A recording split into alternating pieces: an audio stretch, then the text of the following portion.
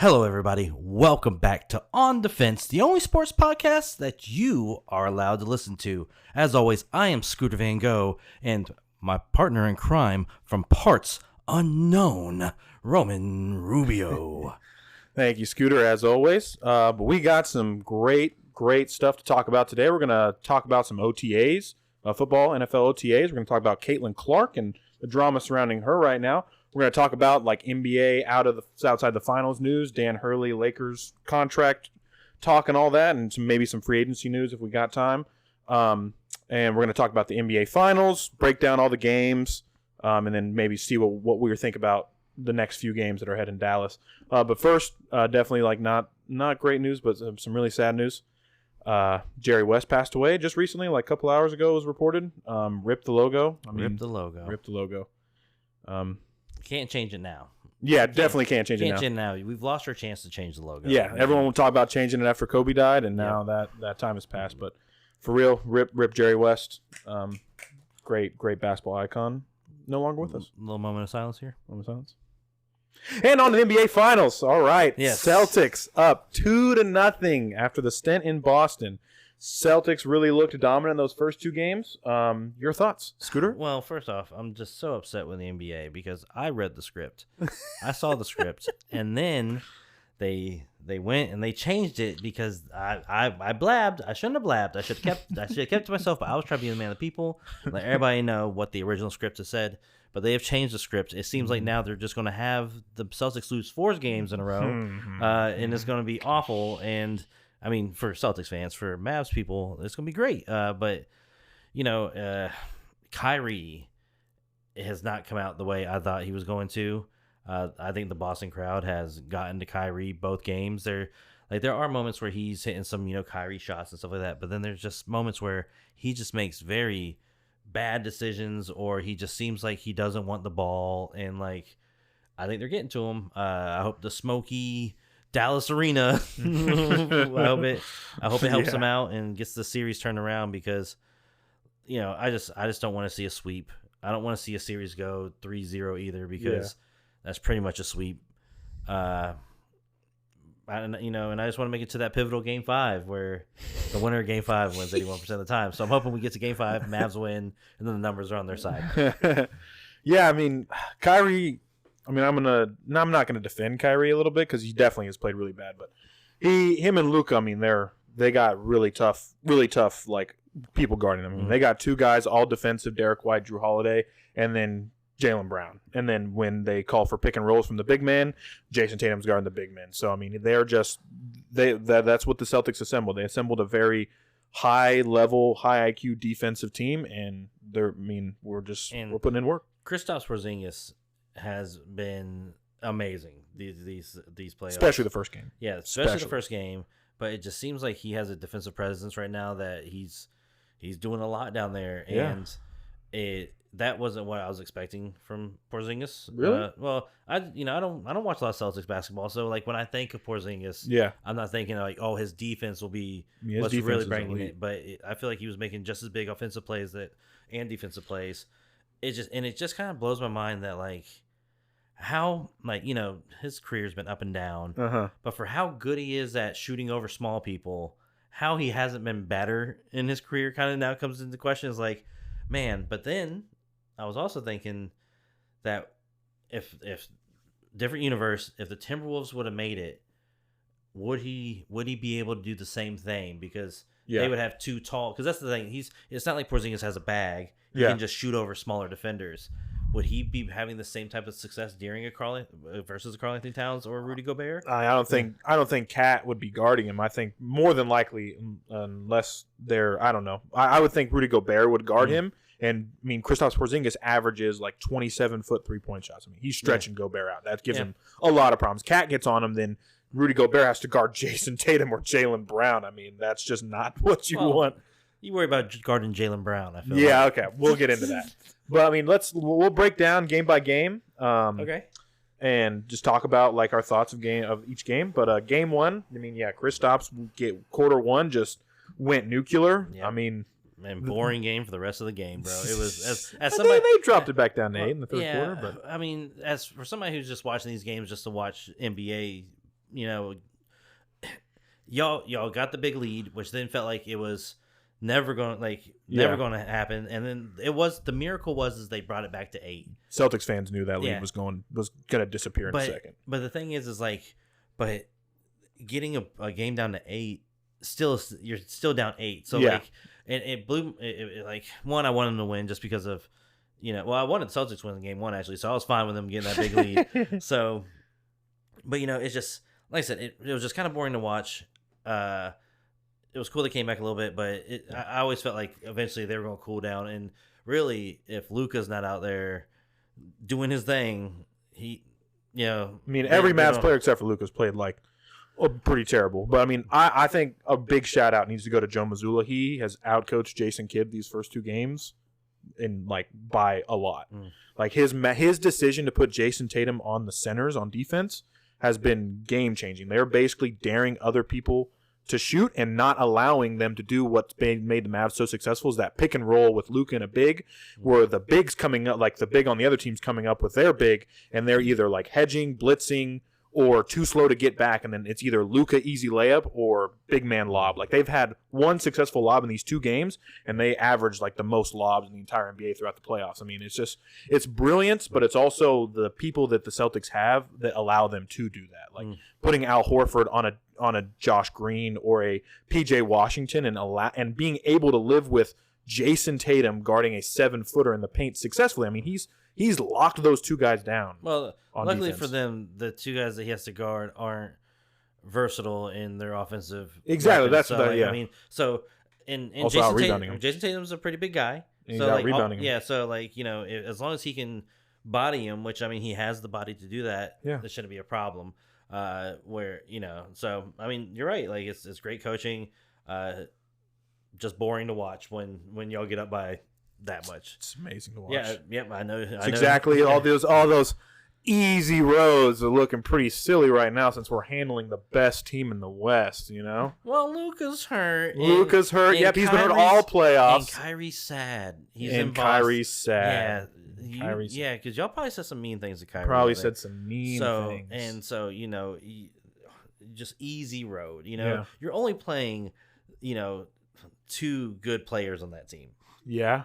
Not what everyone was talking about when they were coming out the West. I try to tell Mavs and 6. Mavs and 6? Mavs and 6? Hey, I try to tell y'all PJ Washington was always a struggle. He hasn't played great since the OKC series. Corner threes are his life, and we're taking away the corner threes. I will change my prediction now.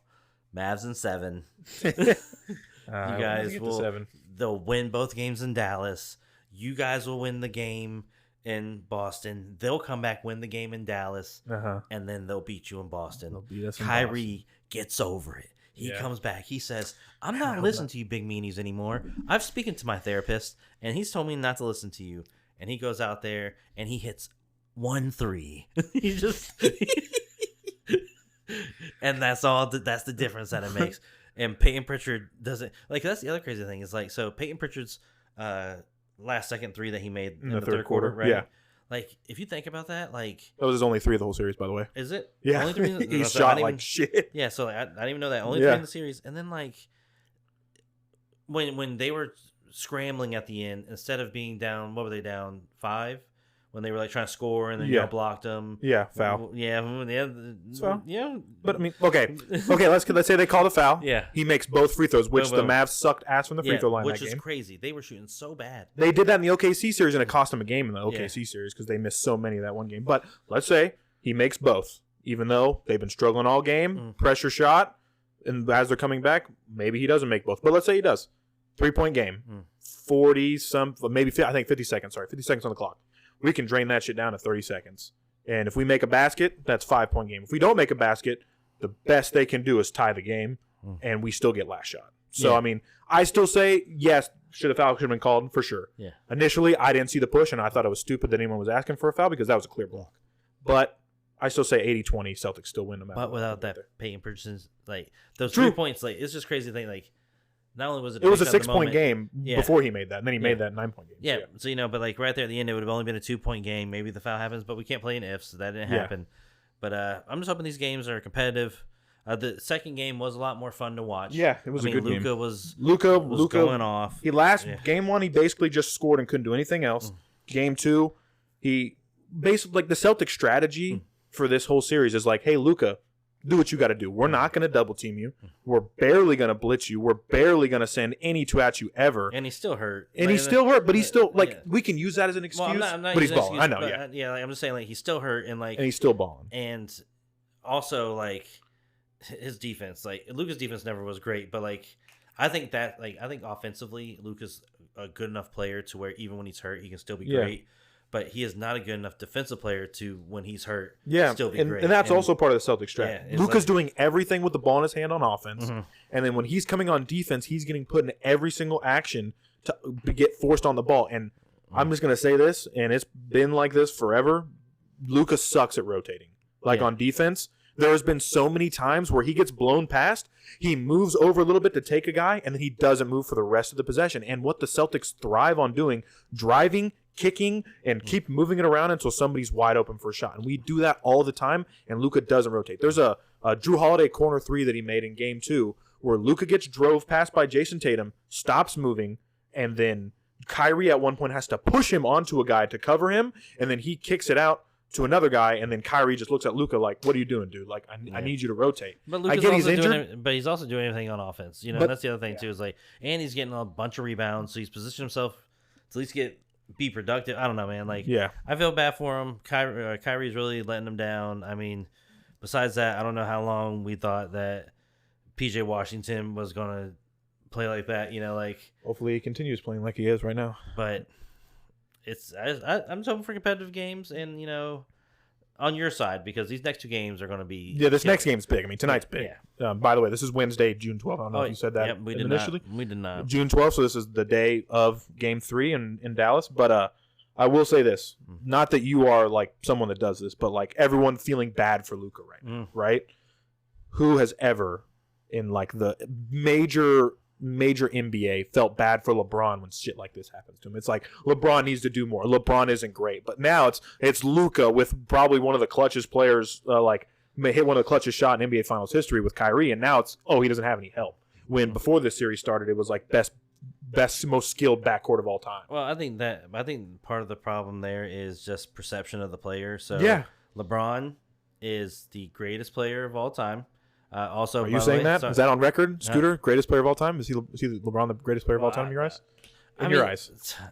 Yes and no. So yes and no. So yes and no. So I will say that LeBron, athletically and just how long he's been at the game, he statistically it's hard to say that he's not the greatest player of all time. He's up there in everything, right? Yeah.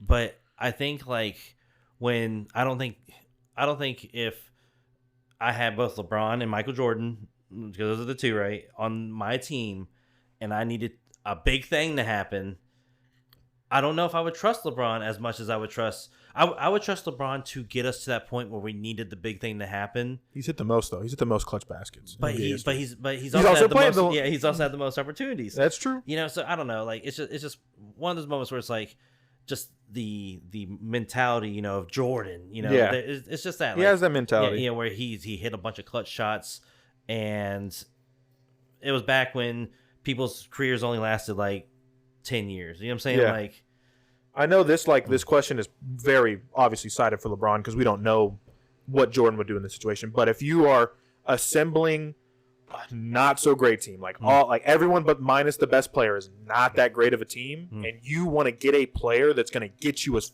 far as you can possibly go with this team, you pick LeBron because LeBron has carried multiple teams to the NBA Finals when they had no business being the freaking NBA Finals. MJ never done that. He never saw the NBA Finals until he got Scottie Pippen. And even then, they were struggling getting past the bad boys until Scottie Pippen finally figured out his offensive game. But that's beside the point. Give us 1 second. We're going to take a quick break. Oh, yeah, lawnmower, I know y'all probably hear this noise in the background. We're going to give it a quick break to let that We're gonna rest cut that real quick. Maybe. Depending on Scooter's. Yeah, I don't know. Hey, Scooter, do you like shirts? Yeah. Do you like cats? Yes. Well, do I have a website for you? You got a place for me to get shirts with cats on it? I know. Really hard to believe, isn't it? What? It's a place called GetCatShirts.com. GetCatShirts.com? GetCatShirts.com. Dude, they got cat shirts? They do. Dude, let me just ask you. Do they got like a cat shirt with like a cat with like cool glasses that says "Good Vibes" on it? They have a shirt exactly like that. Dude, wait, hold on. Are you telling me? Do they have like? Maybe I'm feeling like a cat mom. Is there like a shirt that talks about me being busy being a cat mom? Exactly, being a busy cat mom. That's an exact shirt that they have on that website. Is there a way to describe that nobody else loves me, but at least my cats are the ones who love me? They got it. If you can think of a cat play on words or cat shirts that have certain phrases on them, I guarantee you getcatshirts.com. Holy crap, bro. Where do I go? You go to getcatshirts.com/ODF, or you go to our Twitter and we have a link pinned to the top of our Twitter where you can click on it and get yourself a cat shirt. And it helps us out and it helps Get Cat Shirts out. So you're telling me if I go to getcatshirt.com/ODF, I can get amazing cat shirts for great prices? That is exactly what I'm telling you. Oh my It sounds too good to be true, but trust me. I've already ordered 56. Oh my gosh. Let's go. Getcatshirts.com/ODF. All right, y'all. Sorry for the technical difficulties, but we are back. Scooter, I got called out. Called out. Yeah, I got called out in our little sports friends group chat by my good buddy Braden. Oh, He's a Chiefs Braden. fan. We love each other. Still grounded, Braden. Man, Braden, you're Now- even more grounded now. You're more grounded now. You're more grounded now. I don't Sorry, Pat McAfee. I don't even know if you can listen to music right now. Yeah. Honestly, just this podcast. But yeah, he called me out. He sent a little message in the group chat about how after game one the Celtics are 5-0 when Jason Tatum shoots under 40% from the field, and he said, "Talk about this, you coward." So Braden, here I am going to talk about it, and he's a 76ers fan in basketball, so everyone send your prayers. Trust the process as well. Keep trusting that. They're still part of the process. Still part of the process. But we'll talk about the now 6-0 when Jason Tatum shoots under 40% from the field. All right. How Jason we talked about this like episodes ago, many episodes ago. How Jason Tatum gets guarded is not like everyone else in the NBA. Like some people, yes. In most series, Luka also gets guarded like this. But Jason Tatum, every time he drives to the freaking basket, that man gets doubled and or triple teamed. Want to know why like 60% of our shots are almost open or wide open shots? Is because they're collapsing on Jason Tatum in the paint. He's making the right decision most of the time. We'll talk about game 2. I've got takes on game 2. Most of the time, passing out, and they're swinging it and getting the open man, right? So Jason Tatum is noticing that. Game 2, did he shoot the most shots in the entire game? Yes, he did. Was he trying to find his rhythm? Yes, he was. He took a lot more outside shots than he did drive in, and he also missed like 3 or 4 wide open layups. Not wide open, but pretty open for a person of his skill level and caliber. But how Jason Tatum's been guarded this whole playoffs. Also, sorry, need to break this down. 3 of those games were against the Miami Heat. 3 of those games we won by more than double digits. So one of those, the first game 1 of the playoffs, he got a triple-double, shot under 40%. So let's just forget about that. Obviously, he contributed in that game. Even though he shot under 40%, he got a triple freaking double. The other 2 games against the Heat, we literally shat on them. The other one was one of the Cavs games. I think it was either game 1 or game 3. And then the last 2 were game 1 and game 2 of the NBA Finals. And how the Mavs were guarding him game 1 was insane. He had a little bit better efficiency than he did in game 2. We were moving the ball. Everyone was hitting shots. Kristaps was balling. Jalen was balling. Like that game, he didn't need to shoot over 40%. He didn't need to shoot that well because he was passing the ball, and then we were moving it around so well. Our ball movement game 1 was top tier. Game 2, they're guarding him even harder. So hard that he gets like 6 or 7 of his 12 assists, by the way, more than Luka, by the way. Just in case anyone forgot. But 12 assists in game 2. Like 6 of those were to Drew Holiday because he was wide open, cutting to the basket because they double-teamed his guy. He either did a slot cut or he was sitting in the dunker spot, and he got easy layups. He went 9 for 9 in the paint, and almost all of those passes were from Jason Tatum because guess what? They were doubling and tripling him the whole freaking game. I do expect him to bounce back, just like everyone's like, Kyrie's got to have a good game. Kyrie's got to have a good game. Jason Tatum's got to have a good game at some point. You can't rely on this forever, but I can see you're eager to jump in, Scooter. Go ahead. So, I mean, you're making compelling arguments. Yeah.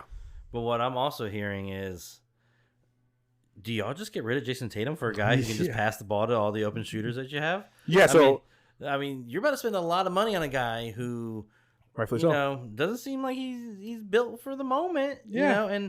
And I don't know. I think Jason. I'll be real. I think Jason Tatum does a bunch of corny shit. He does. Which sure. then which does. then makes people want to point out when he's bad. Yeah, He wants to be Kobe so bad. he wants to be Kobe. Who doesn't want to be Kobe? I mean, yeah, I get that, but at the same time, like, I don't know. I never saw Kobe in premium. I might be wrong, but I never saw Kobe like putting on all of MJ shit and be like, "This is what MJ wore when he was, tried out for the Celtics." or whatever." I mean, yeah, I'm saying or whatever. Like, like so I I mean, don't know, like, this is a different scenario. If MJ would have died, maybe Kobe would have done the same thing. We don't know that, but he did this after Kobe died to honor Kobe. I do get it. Yeah, that like text message thing, screenshotting it and posting it, that was corny. I think that's the real only corny thing he's ever done. I think that just put a target on his back to where Sure, now anything sure. he does that's related to Kobe, Sure. unfortunately, now will be seen as corny. And I've seen tweets. I what? Go ahead. No, I'm just the lawnmower people outside. Oh, like, yeah. Sorry, yeah. Sorry, people. We'll try to tone that down. Yeah, Hopefully you won't hear it lawnmower that much. maintenance outside. You know, we Yeah. we're in the city. Yeah. We're in the big city.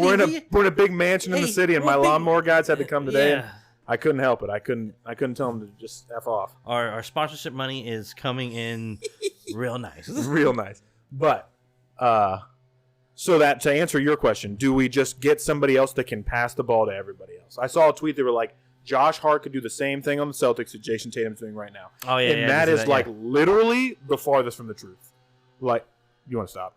They're really close. We'll stop. Just a little insight. Just a little insight. They're blowing off the trash can. Blowing off all the extra leaves left there.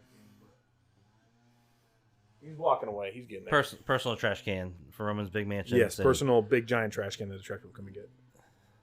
I have so much trash. Dude, he has so much trash. My personal chef throws away so much stuff. He just wasted it. He's like going right into people's doors. Yeah, my other doors. that I have across my Why is he mansion. going into your other doors? Yeah,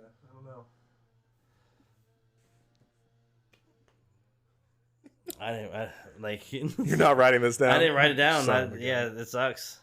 You better cut this out. I'll Write cut- it down I'll right try to now. cut out some of it. We'll see. Yeah. We'll see what happens. But to answer everyone's question or that question about Josh Hart or anyone, you could plug in and make Jason. They could do the same thing Jason Tatum.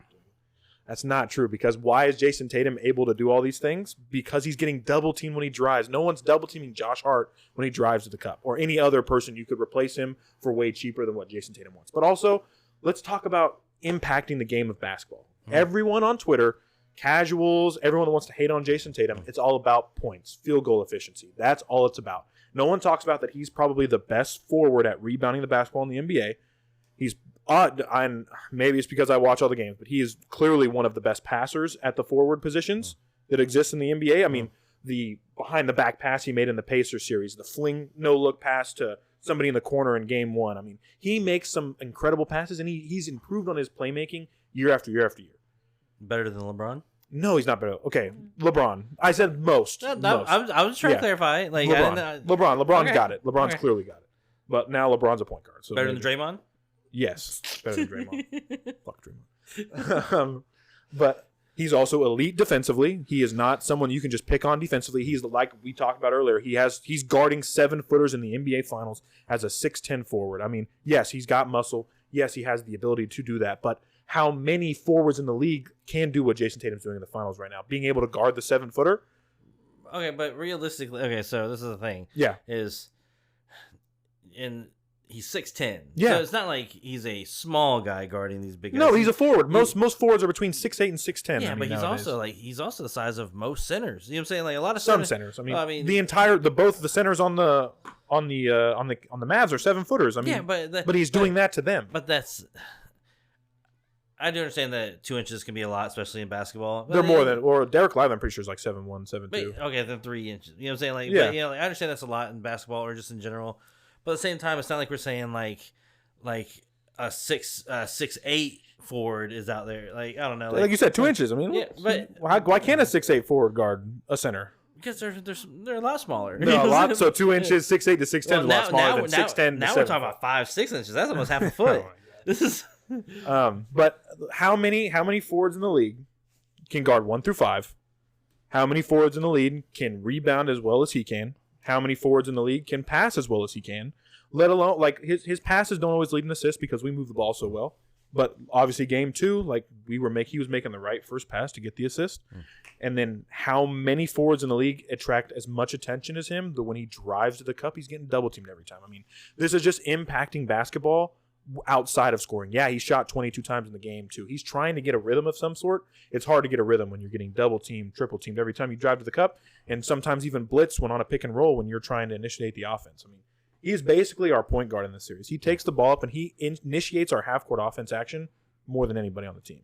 Yeah, and I mean, I don't know. I think just looking at it too, it just seems like you guys, you not that you're lucky, but that your two best players are bigger. And it doesn't mean everything, but your two best players are bigger than their two best players. Yeah, and so you guys, it's just harder for them. Like it's not like they can match up and go our two versus your two because your two will beat them on defense every time. You know what I'm saying? Like so, and I think that's what makes us two of the like one of the best duos in the league. Is like we have two athletic wings that Jaylen Brown can guard 1 through 4, Jason Tatum can guard 1 through 5, and they're elite offensively and elite defensively, and they both year after year are improving their other games other than scoring and defense. Like Jaylen Brown had 7 assists in game 2. He's improved his left hand that everybody shat on so hard. He's dribbling with that left hand, baby. Oh man, dude, I can't wait. I want him to shoot a 3 with it. Huh? Shoot a 3 with your left hand. Shoot a 3 with left hand. He's not Larry Bird. That's when I'll be impressed, Jaylen. Yeah. All right. Yeah. Only elite forwards can shoot with both hands above 50%. But it's so easy to just Google Celtics record when Jason Tatum shoots under 40%. But you're not looking at the whole aspect of the game and how else he's impacting the game. He almost had a triple double in game 2. I mean, he was 1 rebound shy. So is Jason Tatum your MVP? No, he's not my MVP. Jaylen Brown is? Jaylen Brown's my finals MVP right now. I know Drew Holiday had a great game 2, but Jaylen Brown, what he did in game 1, 3 steals, 3 blocks, and his efficiency scoring the ball. And then game 2, he still had over 20, not as efficiently. He still had 3 steals, and like he's not doing the same thing Drew's doing. Drew is obviously Drew is almost always guarding either Luka or Kyrie. Jaylen Brown, sometimes certain switches happen and he gets a series off. But being relied on as heavily as he is, like even though he might not be having it, to have the ball in his hands as much as he does, as well as Jason, and being able to do the things he's doing on the defense as well as the offense. I think it's close. You could make an argument for Drew Holiday. You can make an argument for Jaylen Brown. Those are the two for the Celtics at least. Obviously the Mavs win. It's Luka Doncic, but it's definitely clearly. I mean, there's no one else. Like, and he's like plus 600 to win, just because they're losing. But he's like plus 600 to win like, Finals MVP. Second or third best odds. If they turn around, then boom, bam, like definitely. But I also one more thing before we move on from this series, if we want to. But I think like everyone going into this series just looked at. I feel like a lot of people just looked at the Mavs stars and were like, hey, this team in 6. Like, these stars are just too good. But, like, let's also look at the styles of play that these two teams play. They play such opposite styles of basketball, and in ways it favors the Celtics. The Celtics run a 5 out, sometimes 4 out, 1 in a dunker spot for, like, drives when Jason Tatum gets double-teamed. But they run a fast-paced 5 out, shoot a lot of threes type offense. And the Mavs run a very slow-paced, let's have Luka have the ball in his hand the whole freaking game. And still shoot a lot of threes. And still shoot. They still shoot. He shoots a lot of threes. Everyone else does too, but they don't make a lot of them. At least I mean, I think y'all are 1 and 2 for most 3-pointers like attempted in games, aren't you? Yeah. I mean, we make the most and we attempt the most. No, I'm saying, but you and the Mavs. The Mavs, I think, because they talked about it in game 1 where maybe in the playoffs they were talking about how the teams with the 2 most made threes or shoot the most threes were Celtics, but they just play a lot. They play a lot slower pace, and that just like in favor allows us to set up our elite half court defense. And I think it like how they play versus how we play just is in our favor because they're so slow and they rely on one guy, and we're letting them rely on that one guy. I mean, he's getting single coverage. He's in my eyes the 3rd best player in the league, no doubt. I don't think there's an argument. He's top 3. Luka? Yeah. I don't think you could. I mean, you can possibly make an argument for other people, but he's top 3 in the league. Who are your other 2? Jokic and Giannis. I think the top 3 are locked. So and I don't think still got Giannis up there. Yeah, I mean Giannis. At least in my eyes, he gets LeBron James type treatment. Mm-hmm. Like he puts up these crazy numbers, and sometimes years like he won the MVP, and then the year after that he had a better season than he did the year he won MVP. Voter fatigue. I mean, LeBron's the same way. LeBron should have more MVPs than he does, and that's just facts. But Giannis in the same way, what he does is taken for granted. And even though, I mean, injuries, like, he's going to start sliding if he can't stay healthy year after year. But, I mean, I still think when he's healthy, he's the second best player. But, I mean, he's one of those players that if he doesn't have all those physical traits, man. Like, I mean, true. because he's not a good enough just shooter to stay around the league after his physical abilities go away. I feel like, I mean, I don't know. I think that's debatable. He improves his jumper year after year. He could easily be a DeMar DeRozan mid-range maestro if he loses his athleticism at one point. I mean, I think you could say the same about a lot of people, like Jokic. If he's not 7 foot, yeah, he's getting assists, maybe he's getting points, but he's not getting the triple doubles that he's gotten. He's not looked at the same way as he is right now. You can't lose the height over time, but you can lose your. True. You know what I'm saying? Like that. The thing that makes Giannis great, and I'm not trying to say Giannis isn't great. Yeah. I'm just saying the thing that puts him over the top than just big, tall, lanky guy. Yeah. Is that he can also jump out of the building and make these freak athletic plays. You know, like on offense and defense. You know, where it's just anytime I think of Giannis, I think of him driving, doing some crazy dunk or doing a crazy block. I don't think, Giannis was running around the 3-point line, crossed over some dude and hit a crazy fader. You know, like that's just not what I. He may have. I'm not saying he never has. Yeah, but he just doesn't do that a lot. That's just not when I think of a Giannis play. That's what I'm thinking about. Yeah, I mean, where if he can't stay at, like, I think it's been 3 seasons where he hasn't had like a healthy, like going even in the year they won the finals, he was out like the last 2 games of the Hawks Eastern Conference Finals, and then ended up playing through it in the finals and they won. But as of right now, I mean, just I love Giannis. Yeah, when he's healthy, as a guy, like I love to root for him. He's fun to watch. He's one of those guys that he's likable. You know, yeah, like, he's a grinder. Unfortunately, I mean,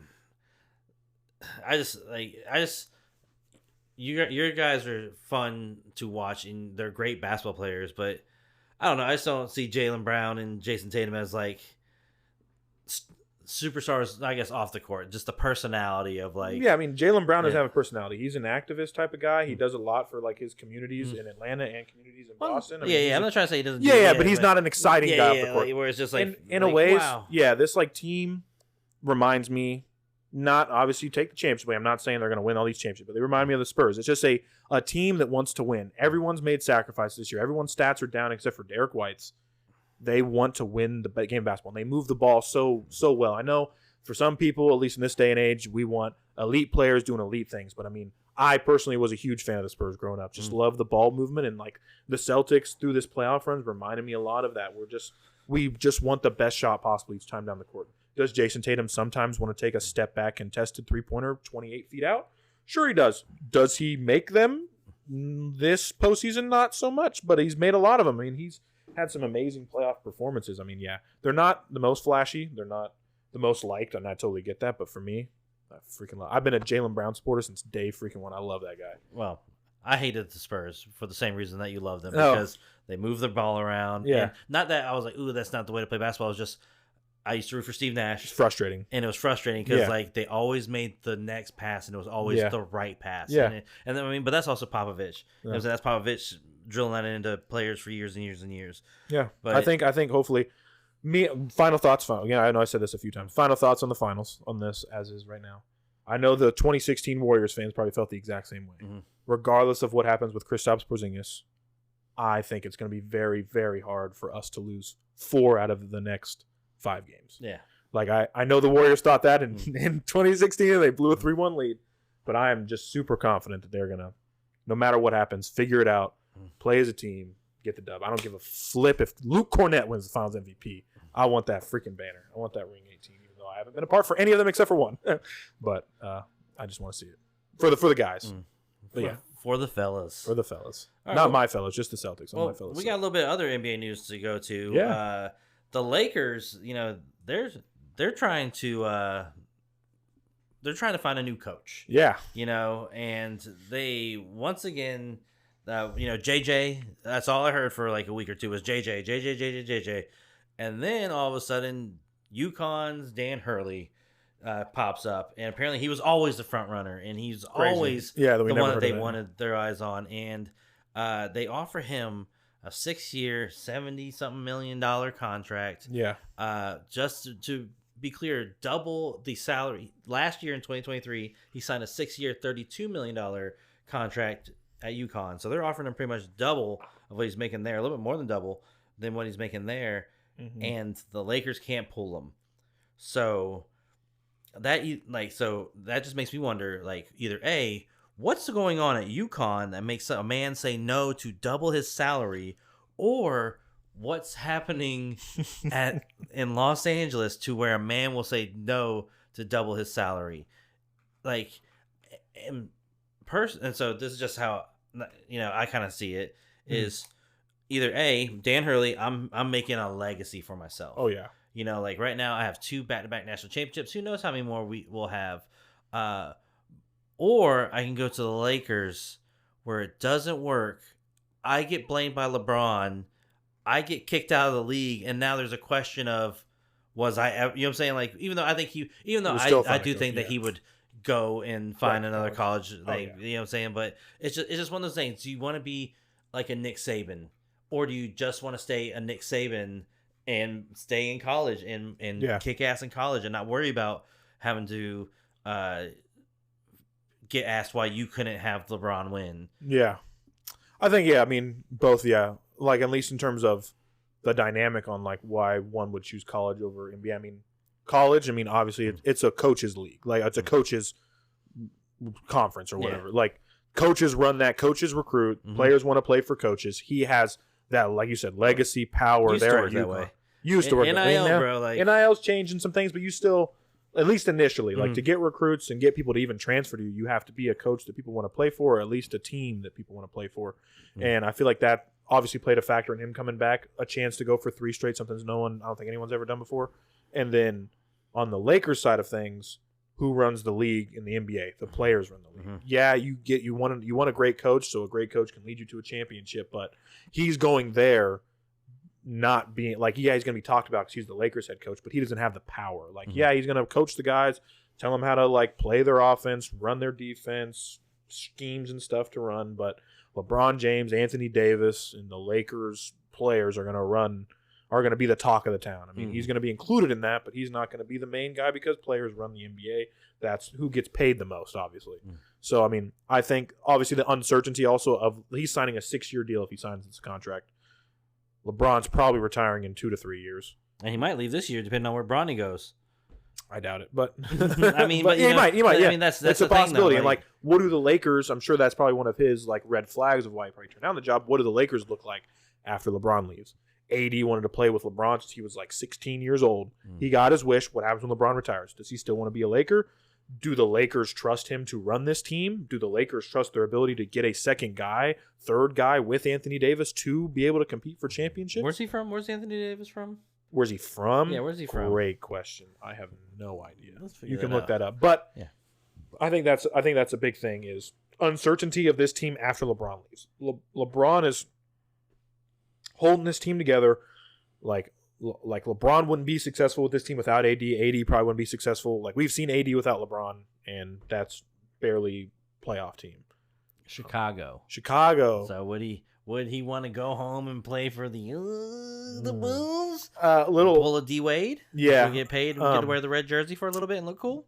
God, that team is You'll definitely be the best player on the team, but there won't be high expectations, so you get to just hang out and play whatever kind of basketball you want to play? It depends on his mindset. I mean, he went to LA because he wanted to compete. He was tired of not competing in New Orleans. Yeah, got a chip. But is he one of those guys, I got my chip, I have nothing left to prove? Or is he, I have tasted what winning feels like. I just want to compete now. I don't care if it's for the Lakers. I don't care if it's for Chicago. I just want to go somewhere and win.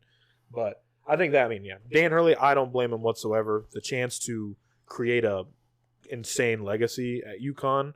I mean, let's say he doesn't win back-to-back championships and he gets offered this exact same contract. I think he takes it. Regardless, because 6 years, $72 million or whatever it was, hard to say no. But the fact that he won back-to-back championships and having the chance to go for a third, I think is a big reason why he decided to stay. But I think him going back-to-back is the reason also why he... Also true. But I'm saying if he didn't, if he still got... Let's say he won one championship, like lost in the Final Four last year, I think he takes the job. Without a three-peat to go after, I think he probably takes the job. Yeah, well, we'll see what's next for the Lakers. You know, JJ may be back up again for it. I would love to see it. I'm a huge JJ fan, so I would love to see him. We'll see. But now also, like, if you are a coach and you know that's what they were offering. True. I mean, yeah. Like, that's the other shitty thing is like, you're offering me less than what you're offering him. But JJ's never coached. He can't expect I'm not saying JJ. I'm saying coaches in general. Other coaches, for coaches in general. Like, for sure. If you're a well-established coach and they offer you something less than they offered a guy who's never coached in the NBA before, whoa. Yeah, Like, that'll be interesting. I yeah, mean, yeah, you hear who their a big name that's being James Borrego, the dude used to. yeah, James Brago. And Yeah. the thing is, dude, is I liked James Brago. Now, our defense was awful, and that's partially because of just the players that we had on there weren't defenders. Lakers defense But- was awful last But year. he too, so- really he saw that we did not have a defensive chance and said, "All right, then we're going to flip it and we're going to go full Yeah. offense." And that was some of the most exciting Hornets basketball I ever got to watch. And I felt like he was a guy like he's a Greg Popovich that coach, tree, yeah. So like I was always excited about that, and I felt like LaMelo and them all really liked him. I just think us getting blown out twice in the play-in tournament back-to-back years really hurt us. But also like we had like and we Terry Rozier and LaMelo and them were smoking weed in Atlanta before one of them. You know what I'm saying? Yeah. Like Not it was focused, stuff yeah. like that. Like is that James Brago? Like I don't think he was going around saying, "Hey, y'all should go smoke weed in Atlanta." No, it was Terry Rozier that was probably or who or Miles Bridges or. I hope not LaMelo. God, I hope not. I hope he just stays on top of his condo, his newly purchased condo, and he Rides drives around his go-kart. go-kart and stays out of trouble and doesn't run over kids' feet anymore. Yeah. Because I really need him to be good. We really need him to be good while Brandon Miller is still cheap. Yeah. And, just some random draft stuff, man. Like, I keep seeing that we're going to take Steven Castle, a kid who has very, very clear that he does not want to play for us. Oh gosh. Yeah, and I swear if we take him, I'm going to be so mad. New ownership, same shit. Yeah, well, then that's the other thing. Is like, well, then his new ownership thinking about getting rid of LaMelo, which, I mean, Better get rid of him now. yeah, you gotta get rid of him now. But also, like, that Who's sucks gonna take because, like, well, I think we could get somebody because LaMelo, I think, is one of those guys that if he gets a real good coach in his ear, I think LaMelo will skyrocket. Because when he had a really good offensive coach in his ear, he was out there balling. So he just needs to get somebody who, and the Spurs. The Spurs for LaMelo? Like trading? I would hate to see him go. But Yeah, I like, mean that'd be the but- best situation. but like Like, the Spurs, he gets Greg Popovich there to teach him yeah, just there's so many great point guards. It's gonna be tough. Like if you have to trade a point guard, it's a tough thing in the NBA Mhm. because you got to find a team that needs a point guard that's willing to part ways with their point guard that they have and swap even. Like it's a tough. But yeah, the Spurs. I mean, right now until the Well, Spurs get an elite it point would guard, be a they're looking- dream for us Hornets fans though. But that I know it's a pipe dream, but like it would be fun, and I think both franchises with the trajectory that they're going would have a good time with it. We trade him to Golden State for Steph Curry. Yeah, I mean, we go get Steph. He comes back. We will love him even if he's not winning, just because he's the golden child of Charlotte. four-time champion. Yeah, and he the fact that he's going to just come home and play for us a little bit would be cool. And I think he would put butts in seats, Yeah. which is also very important for our franchise, just to get fans involved. Side And- note: Steph and his dad are starting a podcast. I think tomorrow Are or they? something. Yeah, Hey, Dell, hey, he's the commentator maybe, for. maybe he's gonna be in his ear while they're doing the podcast. Yeah, like, that'd hey, be man. nice. They'll reminisce about his time in Charlotte, Yeah, and he'll be like, "Oh, maybe." Well, I mean, Steph comes to Charlotte all the time, and he goes to Panthers games and hits the Panthers thing, the keep big pounding Panthers thing for fan. us and all that. Like, so he still comes home, And Yeah. it'd just be that would be a cool thing where if we had to lose a young guard that has a lot of promise, it'd be nice just to get something that the community and I think the fan base would just really get behind. Because what will really suck is us trading him for a draft pick or two, and both those guys being fucking duds, and then we get absolutely nothing from them. Yeah, you definitely got to get a player. You're sure you're gonna get draft picks, but you got to get a player. Yeah, we Like, got to especially get your history. I mean, you've hit Yeah. the last like 2-3 ish players, at least the top players that you've got, Brandon Miller and LaMelo. Yeah. So hopefully you hit on another one, but then also getting an elite player back would be nice. Little like side note, kind of like light bulb went off in my head. We were talking about Anthony Davis to Chicago, and it brought something to my mind. Which NBA team do you think is the farthest away from winning a championship? Like the farthest chances even just to win the championship? Bro, I mean, My mind was Chicago. Chicago's tough, but I would have to say like not to be like like You really- you think the Hornets? dude, the problem is, dude, as it's not just the players because like we don't have a championship team at all. Yeah, no matter not how even- good Brandon Miller jumps up this year. Yeah, you don't have a lot of veterans Yeah, either we don't really have on the roster anymore. and we don't have a lot of people like it's not like I feel like if you look at other small market teams like OKC or something like that, if they come knocking for some sort of like veteran player to come play, that would be the small market team to go play for, not us. Yeah. And I think that's just kind of the stigma of Michael Jordan. Hopefully that will kind of go away.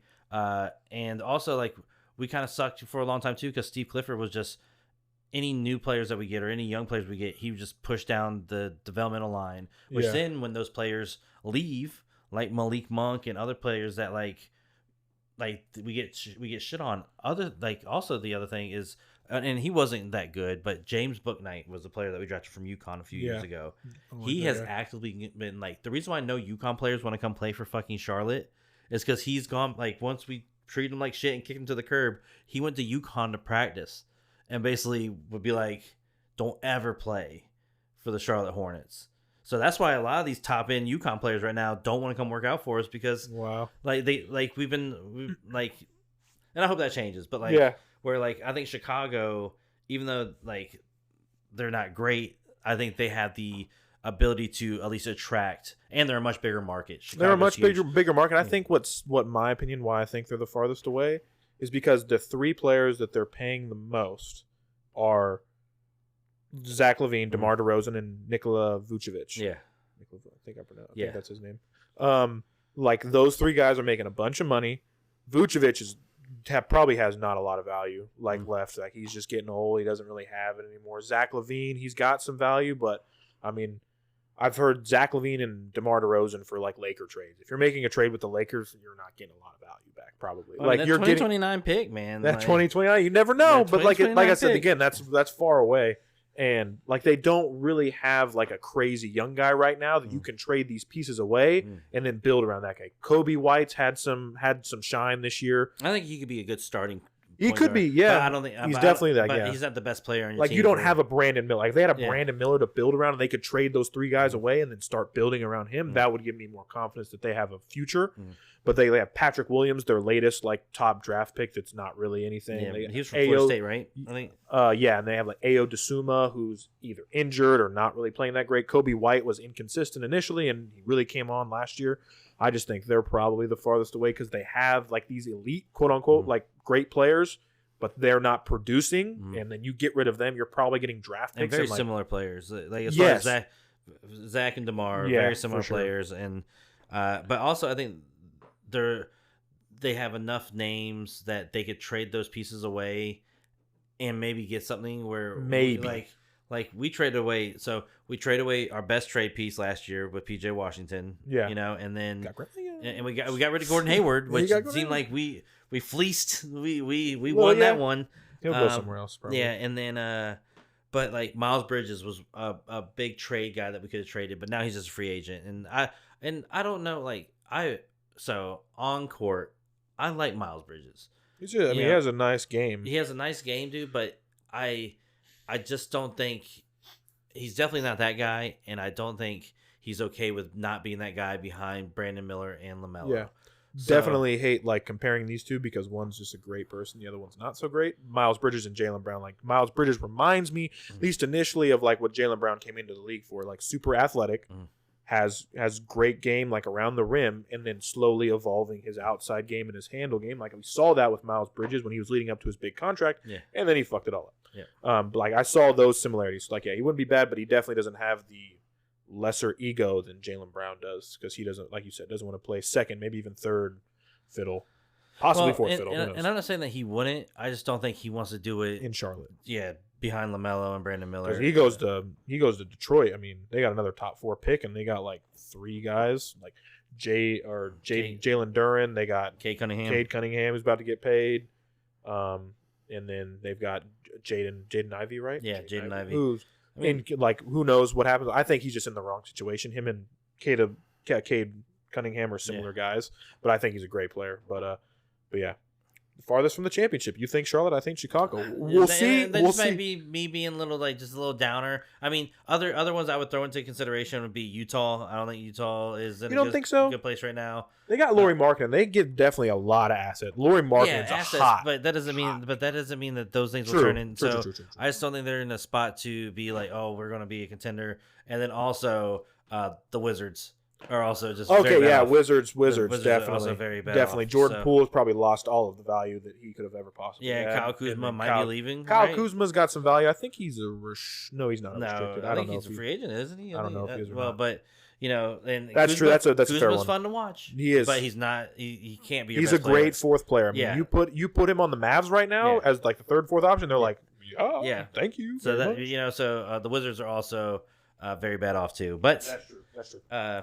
we can lead into another person who's getting a lot of hate recently. But in the WNBA, Yeah. you know, ever since she took her first dribble, Yeah. on the WNBA court, Caitlin Clark, she's just I just wanted to bring her up real quick. I feel bad for her, but I don't feel bad for her. But I feel bad for her because she's getting a lot of attention. Sometimes not for the best things, sometimes for good things. But I feel like WNBA players just hate her. Dude, hate her. They And I just get it. hate Like, her. she's got an attitude and stuff on the court, Mhm. but like off the court, she seems like such like a nice person, down to earth. Like, doesn't get too high, doesn't get too low off the court. But like Mhm. on the court, she's a competitor, so she's talking shit. She's giving you the business sometimes, and she's letting you know she's giving you the business. Yeah. And I think in a way, and then like a lot, like this was the most anticipated female or WNBA draft class Mhm. ever. So there's a lot of people that people are talking about, like Angela Reese, I think I said her name Yeah. right. That like And then there's obviously the other had girl beef with from the her. Lake, or not the Lakers, the Sparks. Yeah. I don't know her name. It starts with a B. I Yeah, forget, but yeah, I mean, and I just think like there's those people have animosity towards her Mhm. because she was giving them the business in college, so Mhm. like they just don't like her going to the NBA or WNBA, and now she's the only person anyone talks about. Like Angela Reese was like, it's not just her, it's me too. When she could have just said, it's not just her, it's all of us Yeah. that are coming in. So, and then I think all the talk she's had and how she's basically elevated the sport are kind of making the older ones a little bit like, hey, We've been here. we've been here, we've been trying Yeah. to do this, and you just think you can do this and blah blah blah, you're so cool. Talk about her I'm not gonna say snub, I guess snub, or her being not on the USA roster. Yeah, which is also kind of crazy to think about, to be honest. I think it's, if you're looking at it by just strictly basketball, probably the right decision. Mhm. She's a rookie, she's having a tough time. She's also not on a good team. They've had the number one pick the last 2 years, so they've not been a good team for multiple years. Mhm. But if you're looking at it more than just basketball and from a business perspective for WNBA and their Olympic and just being talked about, put her on the freaking roster, dude. Everyone's gonna be lining up, like all the girls are gonna be like, oh my gosh, it's Caitlin Clark, like in I think it's Paris, right, where the Mhm. Olympics is, like, Yeah. and everyone's just like, oh my gosh, like they're gonna be talked about all the time because she's on the team. Yeah, they're probably gonna be talked about more this year than they were in years past because of like the WNBA's like rise, but I feel like from a business perspective, and you're gonna smoke every team anyways, so why not just put her on the freaking roster to Yeah, elevate and that? and just to have her plus she'd be able to gel with some of the older players that Yeah, maybe learn more things. Yeah, but they might also just beat the shit out of her while they're there. Also true. So maybe Maybe it's jumped just- on the plane, on the so charter maybe- so plane. maybe Yeah. it was best that she doesn't go on there. Speaking of the Olympics, just a little side note. So there's I forget what the river's called, but there's a river that goes through Paris, Uh-huh. and like they're trying to make it where all the not the ocean events, but like a lot of the swimming events happen in that thing, right? No way. Yeah, dude. That's But the pretty problem cool. is, no, it's not cool No? Oh, because God. this river has been filled with like shit and Oh, just no. nasty stuff for years and years and years. A little obstacle And- for the swimmers. They don't have any And, obstacles. Like it's a river that was used for like back like when like I think it was like when Christians were like crusading and like they killed a bunch of people and Oh, like, threw them gosh. in the river. Oh gosh. Yeah, so there's like a bunch of history back oh here. gosh. But so I forget if I don't remember if it's the prime. It was some high end person in the French government basically was like to prove her point. She would swim in the river to be like, yeah, I'll do it too, right? And she gave a date, and I forget what the date was, but she gave a date that she would do it, and everybody in France, well not everybody, but a lot of people in France were like on Twitter and basically be like, on this day, I'm going and shitting in the river. like, they're like, you want to swim in there? We'll shit in there. And yeah, dude, I just heard that they were trying to get some of the water events in there, and I was like, dude, I don't know. Like, if I showed up and I might take the L on this one. I'm not hopping in some shitty, nasty river. like, That's so funny. Yeah. I didn't know that. That's a great story. Yep. Great headline.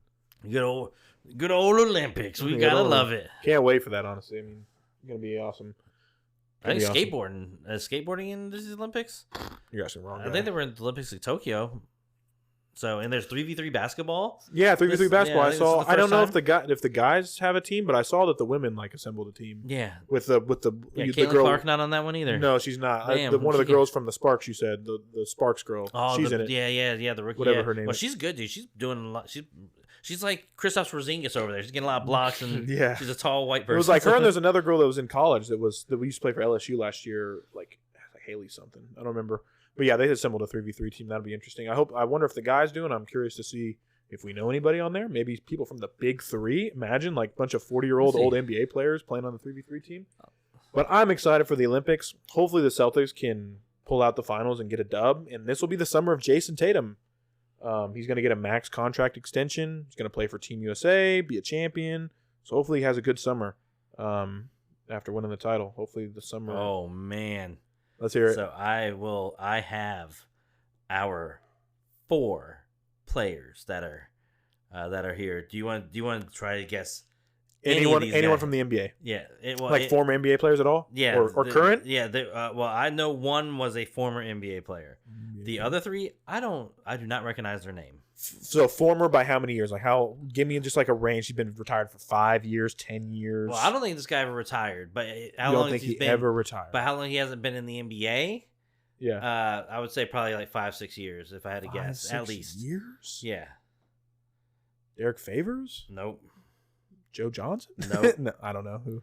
Jimmer Fredette. Jimmer Fredette, of course. Jimmer How did I Fredette. not guess? Yeah, that? Jimmer course. Fredette, Canyon Barry, Kareem Maddox, and Dylan Travis will comprise the first ever U.S. Olympics 3v3 men's basketball team. Jimmer's got to carry that squad. Jimmer, I believe in Jimmer. I believe in Jimmer. I'll be tuning Dude, in. We'll be talking hey, about it. We'll be right talking now, some 3v3 basketball. As of right now, fucking let's go, Jimmer. All Let's right, go, Jimmer. I'm more hyped You're for our 3v3. LeBron, Jimmer, you're our fucking LeBron right now with 3v3 basketball. Let's go, buddy. So let's go. You're the Show biggest up, name buddy. we have. Show up, man. I wonder if, dude. I wonder. Let's see here.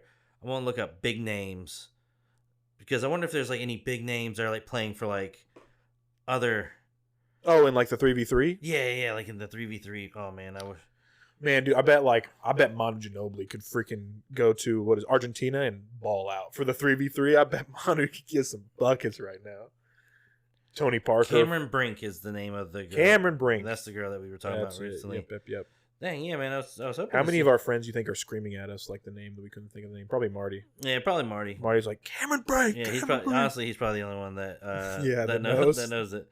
Dang, nobody else is announcing their 3v3. Really? Like, well, I'm just not finding it. I'm probably looking up the wrong thing. We did the wrong thing, dude. People are gonna get a scouting report. People are gonna tune into all Jimmy Fredette's college games, and they're gonna. Oh no, yeah, no. We they're gonna- announced we that. gave him a scouting report, man. Crap. Damn it. Crap, dang it, this sucks. Here we go. I'm going to just Olympic 3v3 basketball. They got to have it on here. Yes, I'm happy. Olympic 3v3 basketball. I guess they're not going to tell us. Oh, it's a mystery. It's all right. You know? Either putting the fear in people's hearts, or they've been scouting us for the next two month and a half before the Olympics start. But yeah, definitely gonna be talking a lot of Olympic sports. I wonder if they have restrictions on 3v3 basketball, like where like can't be professional player in certain leagues. current. But I think Jimmer's still a professional player. But isn't I he? think it's But- over in China or something, over, right? You know yeah. what I'm saying? Like I don't know. So like I don't know if it's like certain leagues or just the NBA or Yeah. whatever. Like Interesting. all right, and moving on to our last subject of the week, we're going to talk a little bit of football. Football is right around the corner. They're getting a mandatory minicamp. I think is either just starting or has started this past week. But we're getting a little bit of reports on how people are turning up, who's injured, who's not. Really, I've just been paying attention to the Panthers. As a Panthers fan, Roman, he pays a little bit of attention to the Chiefs. I am happy to say that it seems like Bryce Young is actually getting his footwork worked on, which apparently wasn't something that Frank Reich was worried about last year. So I'm happy to hear that a coaching staff is working with him. I'm glad to hear that we have a lot of ex wide receiver coaches or wide receiver coaches on our squad that have just been very very well known. So it seems like they're working with Jonathan Mingo. I've heard he's got some upside. There's also, there's Xavier Leggett, which is actually his name is Leggett, but apparently he's too nice of a guy to like tell people that. So he's That sounds like him. Yeah. So he's just been people calling him Leggett, but Leggett is his name, and he's barely been oohing and on.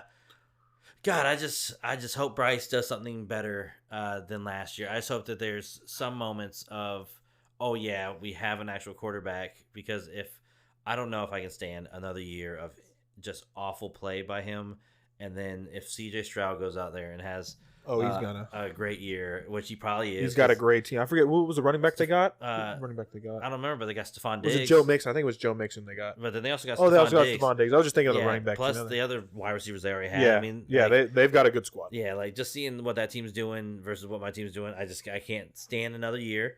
Yeah. But also, just I think if my quarterback of the future is going to suck, it makes me feel good to know that other quarterbacks of the future are going to suck. And I heard Caleb Williams has been having some trouble. And that too. But apparently it's not his physicals; it's the understanding of the game and the pre-snap stuff. He's having a real hard time with. Yeah. And also taking a snap directly from the center. From center, is also a thing they're struggling with. Also I saw a video of him throwing a ball to Keenan Allen, and Keenan Allen was like upset after the throw. Oh, was he? Like, yeah, people were like, Keenan Allen already misses Justin Herbert, and I was like, yeah. So I mean, if my quarterback's going to suck, I want to know that the quarterback you got off us also sucks. You know what I'm saying? Yeah. And I hope Bryce just a little. You know what? That's what I should do. I should no longer compare Bryce to C.J. Stroud. Yeah. I should just focus on him being better than Caleb Williams. There you go. And that might make me happier. And only up from here for Bryce Young. I mean, maybe I'm not a Panthers fan, so I'm obviously going to be a little more optimistic than you can, because it doesn't matter what he does for me. It's not going to affect my mood. Except when we meet you in the Super Bowl. Yeah, that'll definitely. And he's out there killing it. Outshining Patrick Mahomes. Yeah. But, I mean, I feel like it's hard to have a worse season than he did last year. Mm-hmm. Maybe he has, like, the same season as last year, and that's maybe even worse. And to be fair to Bryce, I mean, I give him a lot of shit because I'm a Panthers fan and I want him to be great, and we traded a lot for him. But he finished the year with 10 touchdowns and 9 interceptions, I think. Yeah. So he was positive. Yeah. But at the same time, when you start 16 games, because he didn't start against Seattle, and you only throw 10 touchdowns, that's all. But I mean, maybe it shows, I guess, how little they threw the ball, because he only had 9 interceptions. Well, it's not that little we threw the ball; it's that we threw screens every play. Like, that's true. Yeah. Oh God, it was awful to watch. Yeah. I'm just hoping for a better product, a more exciting product, and I'm hoping we win 4 or 5 games this year. 4 or 5 games. 4 or 5 games with Bryce looking good. Yeah. I'll be happy. Yeah. Because our defense is also going to be awful. We do play you this year, I think. We play your division this year. I think we play in Charlotte. So. We play the Saints, and that's KP's team. Yeah. So yeah. We talked about going to that. I think I'm gonna go to that. Did the Chiefs look good? I mean, they have Patrick Mahomes. They have Patrick Mahomes. You have Travis Kelce. And he just said yesterday he wants the workload. He wants, even he's 35 years old. He said, "Give me the whole workload." He said, "Keep me out of the house. Taylor is driving me crazy. Give me all the work, and I'll be there, coach." Rashee Rice, who I'm still a little upset with, because he's been very, not smart dude in the offseason. He's a real Miles Bridges. But I heard he had okay, maybe a little bit. Yeah. I mean, different things, but yes, you're right. He apparently had a really dominant day the other day. Like, just had an insane touchdown and was the best wide receiver by far. Xavier Worthy looks good. He had an like rookie camp and stuff. People were like talking crap on like a bad pass that he missed like really easily. But like, I think so far our wide receivers are looking good. Hollywood Brown and Patrick Mahomes have been working together all off season, so like I'm sure their connection is going to be strong. A mini shout out to BJ Thompson, the dude on our team who had like a cardiac arrest issue last week. He's like responsive, I think, and is doing well in the hospital. Did you hear who everybody shouted out about that whole situation? Harrison Butker. Yeah, Harrison Butker he's saving face, baby. He's out there carrying out his guys. Everyone's entitled to their own opinion, whether it's bad or not. Yeah. I'll let everyone else decide what they want to feel about that. I'm not going to make you feel one way or the other. Shout out to Harrison Butker. Shout out to the medical or the training staff for being responsive and saving his life. That was awesome. But I mean, defense as a whole looks fine. I mean, Patrick Mahomes, you can't going for a third Super Bowl, going for a third straight Super Bowl, 4 Super Bowls total. I mean, that's gonna catapult his legacy if he can get this. So if he gets 3 straight, Brady never got 3 straight. No one's ever gotten 3 straight. So best quarterback of all time. So does that make okay? So that's me. I'm insanely biased. You go. But let's just he's already the best quarterback. So he gets 3 straight, right? Boom, boom, boom. That makes how many for him? 4. 4 and 1 in Super Bowls. So if he never goes back to a Super Bowl again, best quarterback of all time. Best quarterback of all time. Better than Brady, even though just because Brady didn't win them all 3 in a row. Yes. I don't know, man. And as long as he's still competing, like if he's like getting bounced, like not making to the playoffs or getting bounced first round every year, maybe we have a talk. But if they're still trying to get back to Super Bowls and they're getting close, like they're getting there, and he's still doing the shit that he does, winning MVPs, like. What do you think would hurt his legacy more? And I mean, it's gonna be. And to be clear, I don't stupid. I don't think. I think I already know what the question you're gonna ask, and it's stupid. But yeah, go. Which one? What do you think about to ask? If he doesn't make the Super Bowl, if he loses Super Bowls, is that? Yeah, which one's worse for him? If he makes the Super Bowl and loses them, stupidly he makes Super Bowls and he loses them. That's my okay. Hey guys, we didn't think we were gonna have this. Roman's rant of the week. We were just talking about it Roman rant of the week off the air, and I said I didn't have a rant. Here's my fucking rant. I am, dude. It makes me so freaking mad. I'm glad to ask this question. I'm so glad you did too. I'm glad I get a rant. Fucking hate that we as sports fans, whether it's MJ or Tom Brady, whoever, probably MJ that fucking started this shit, that made people look down upon people that made Super Bowls or NBA Finals or World Series. I don't know those dialogues or whatever. But the fact that going to the Super Bowl and losing the Super Bowl is worse than losing in like the round before or in the first round or in the second round. It's so fucking stupid. Like the fact that LeBron James gets torn down. You can tear that man down for 2011 all you want. He understands, and most people understand. Like they should have won that series. 2007. They did not. Look at that fucking team. Tell me that team belonged in the NBA Finals against the San Antonio fucking Spurs. No. Look at the team in 2018 that he brought without Kyrie Irving. They didn't belong in the fucking finals. Look at the teams he faced in the NBA Finals. The best teams we've ever freaking seen in NBA history. They had no chance. No team had a freaking chance. Like the fact that players and teams get torn down because they lose in the biggest games when only one team can win is the dumbest fucking thing to me. Whatever. How do you feel? Go ahead. I don't know. I mean, I think that of course, it's kind of dumb because they made it to the championship, so there should be some celebration for that. But then I think it just turns into the clutch factor. But it doesn't. Yeah. Even though people will use it against Tom sometimes, I never really hear Tom lost those Super Bowls because he lost 2 Super Bowls to the same guy. Why don't we talk about that? Which, hey, then I mean, what does that do for Eli? But what is that? But what is his like legacy? People are debating honestly, whether he belongs in the Hall of Fame. But he beat Tom Brady twice. He did beat Tom Brady twice, but he needed one because I think one game winner was to Plexico Burress, right? Yeah. And then the helmet grab is what you're talking about. The helmet grab was that the same? Were those I think that was the same. The David Tyree helmet grab. Yeah. But like you needed a freak play. That had nothing to do with Eli. Yeah, let's talk about the freak play. Getting there was Eli, but after that, the catch had nothing to do with Eli. But I feel like just as much responsibility is put, and of course Eli made other plays besides that in the game. Yeah, he made some insane plays. And he made the play because like during that play too, he almost got sacked. He almost got sacked, and he moved around and stuff like that. But it's just like. Besides those plays happening, and he needed a lot from somebody else to make that play happen. Yeah. Let's talk about Tom Brady, the Julian Edelman catch against the Falcons during the comeback. I mean, that insane catch that shouldn't have freaking happened that Julian Edelman made that Tom Brady had no say on what that play was going to be. Yeah. But nobody talks about that. Everyone wants to give Brady all the credit. And like I think MJ ruined the sports world by going 6-0 because now anyone gets one L on their record. Oh, no, you suck. Yeah. You're not good. You don't show up when it matters the most. You're not the clutchest guy we've ever seen. Well, because that's MJ. And I think just also that the thing about the MJ part is that not only did he go 6-0, but once he started winning, he literally took a 2-year hiatus. Yeah. And then came back. Well, first year he came back, he lost the Magic in the Eastern Conference Finals, but everyone forgets about that year because he wore 45 and he wasn't really MJ. Yeah, he wasn't MJ. That was dude, doppelganger. I don't even think that was. I think that was. I think the 45 MJ was Anthony Edwards' dad.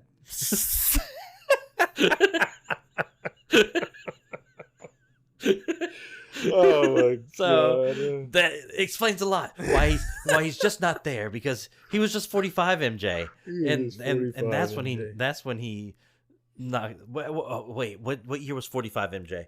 That was what they win 98, 97, 96, 95. 1995 was 45 MJ. Oh man! But yeah, I mean, the fact that going like the Celtics this year. I mean, we lose this. I mean, actually, maybe the Celtics are different this year. If we would have lost before the finals, everyone would have destroyed us instead of lose. I mean, no matter what, the Celtics are getting destroyed if they lose in the finals. But God, I'm old. God, I'm old. I was like, how old is he? I was like, he could be. Anthony Edwards could have been born in 1996. No, Yeah. he was born in 2001. I am Like old.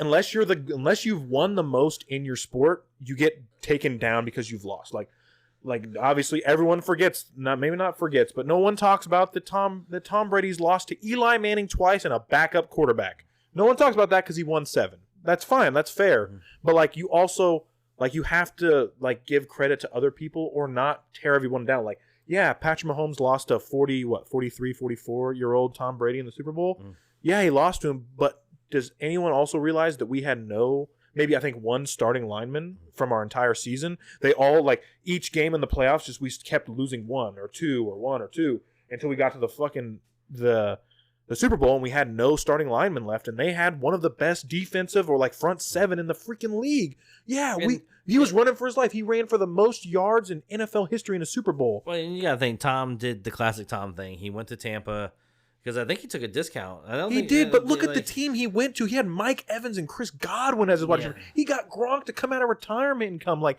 they also had a backup. What was their other tight end? Like Cameron Brake, right? Like Cameron dude, they had Brake, a stack. They had LeGarrette. Not LeGarrette. Did they have LeGarrette? No, they had Leonard Fournette. Yeah. Who didn't do well in Jacksonville, but Jacksonville was a shitty Jacksonville team at that point. Like which also is crazy. If like when I hear Leonard Fournette, dude, I think old busted down running back, right? Yeah. Same draft class as CMC. Yeah. Like, and it's kind of like I feel like Fournette is just so much older than what he is, but look what he did before and after Tom Brady. I mean, playing with Tom Brady and having the weapons around him that he did. Leonard Fournette didn't have those weapons in Jacksonville. Yeah. Leonard Fournette didn't have those weapons after Tom Brady left. I mean, they lost Gronk and they lost Cameron Brake. Well, and also to be fair, like Leonard Fournette when he blew up, he was at LSU when LSU was booming, and they had a stacked squad almost every year. In college, bro, like the big schools are going to have the best linemen, and when you have the best linemen, it's easier to run. Exactly. Even in the NFL, dude, look at like the Cowboys' like best offensive line seasons, like DeMarco Murray.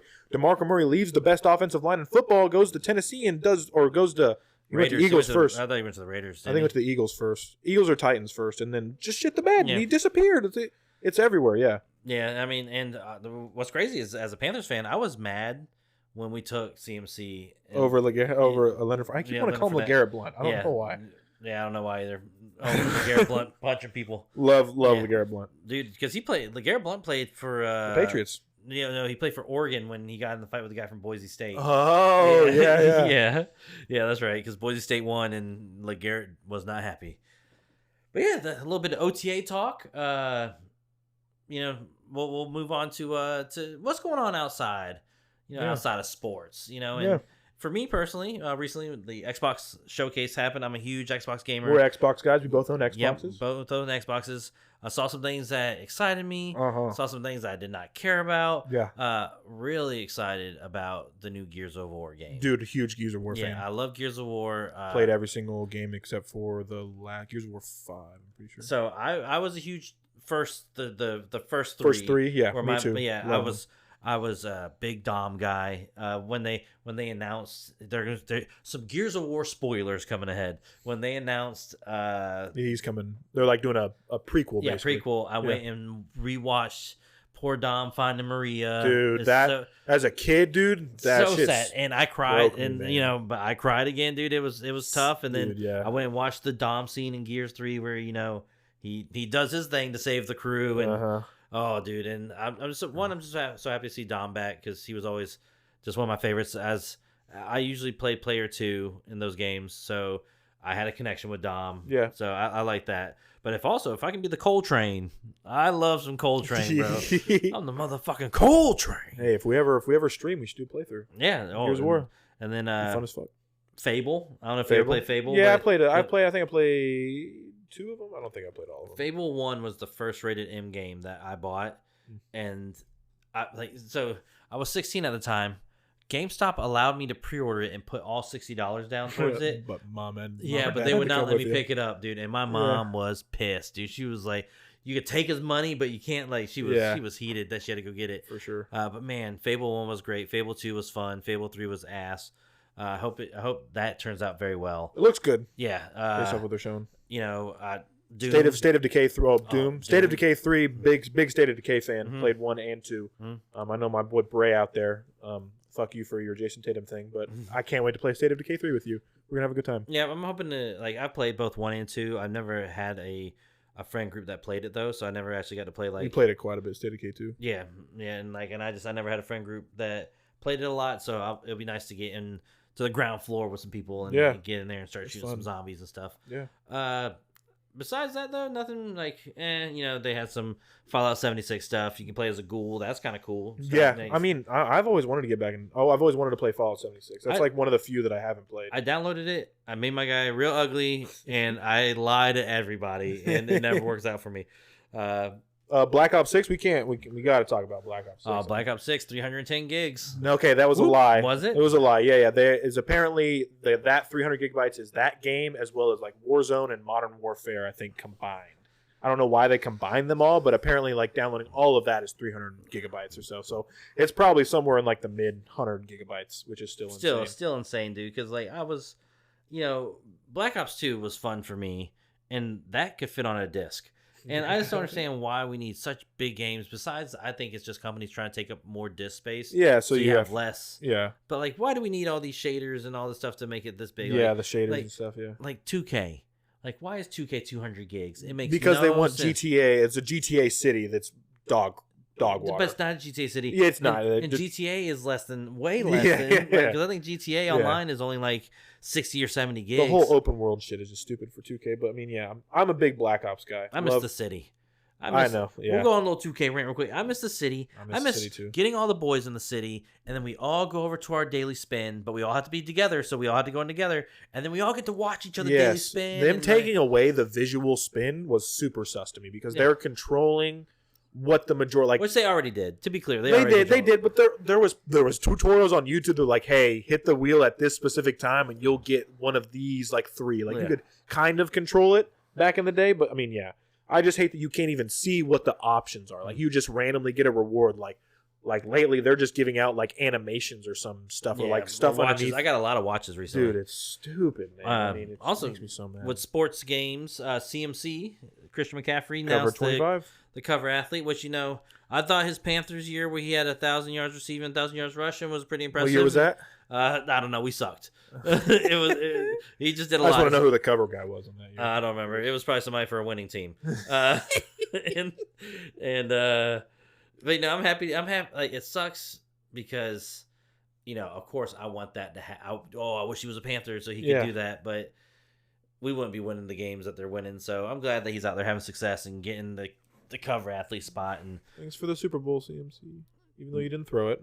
Just thanks for your team letting us win that Super Bowl. Appreciate it. And now they're cursed. Now you're cursed. So even bad cursed. Sorry, Patrick Mahomes the only one that breaks that. Sorry. No, him and one other person had a good year. Lamar, I think. Lamar still playing great even after his man. Did Ray Lewis? I think Ray Lewis also had a good year when I don't know. Maybe not. Maybe that's when he actually broke one of his bones and sat out a long time. I don't know. But the curse isn't real. Yeah. I'll say it. Yeah. The curse isn't real. A lot of fun. Unless I want it to be. I don't. Oh my gosh! I saw a funny video meme, of like the SpongeBob episode where it's Squidward and him, and like SpongeBob puts his hands out and everybody cheers, and then they put Squidward's hand out and everybody boo. Yeah. Everyone's doing that with Madden and NCAA. Like SpongeBob's hand is NCAA, which I can't wait for. Dude. I cannot wait. I'm gonna buy it day one. Carolina's gonna go to the top. I'm making BMS. Just started watching Blue Mountain State again with my fiance. Yeah. Making BMS in that. I never watched Blue Mountain State. Oh, you never watched Blue Mountain State? No. Funny show. No, I'll do the Titans. I'll make the Titans, and we'll remember the Titans. Oh, dude, that's my favorite sports movie of all time. Remember the Titans, but mine's Air Bud 2. But yeah, I mean, I know not all people are listening to this right now. Hopefully, we got more listeners by the time NCAA comes out. But we do plan on maybe that's probably like the first time you'll see us maybe start streaming. Yep, we're talking about possibly streaming and showcasing our dynasty that we're going to start with all the boys. Yeah, Carolina will rise, baby, once again. Will rise. But yeah, that's really all we got outside of everything. I mean, let us know what games are you excited for. Let us know like our sports takes. How do you feel about Jason Tatum? How do you feel who's NBA Finals MVP up to this point? Do you think the Mavs are going to bounce back? Just let us know. Like add us on Twitter. like Jason Tatum, is he corny or does he make you horny? Which one is which one is it for you, huh? I'm somewhere in the middle. All right. Bye. Bye.